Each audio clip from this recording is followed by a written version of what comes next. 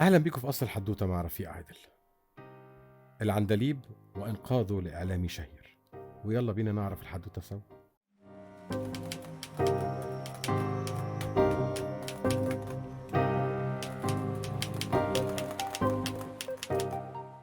حرص العندليب دايما أن تكون ليه صداقات مع الصحفيين الشباب، ومن ضمن الصحفيين الشباب الفترة دي كان الصحفي منير عامر، وجمعتهم صداقة استمرت لسنوات طويلة. ولما فكر العندليب في يوم من الأيام أنه يكتب مذكراته، كتير من اللي حواليه من أصدقائه رشحوا له أنه يلجأ للكاتب منير عامر.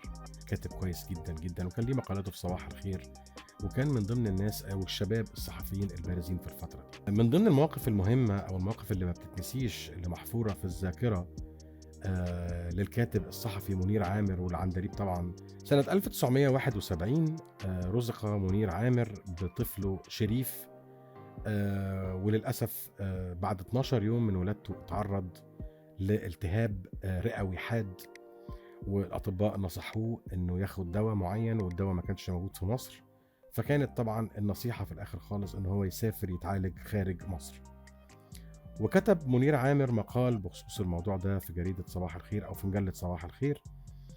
وطبعا العندليب كان من المتابعين الجيدين جدا للصحف والمجلات، واول لما قرا الخبر في مجلة صباح الخير على طول جاب الدواء من بره، عشان يفاجئ منير عامر تاني يوم الصبح وهو داخل مكتبه يلاقي طرد في كم كبير جدا من الدواء اللي مطلوب لعلاج ابنه شريف.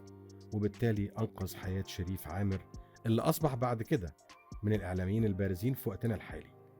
تحية للعندليب وتحية للكاتب منير عامر. أصل الحدوتة مع رفيق عادل.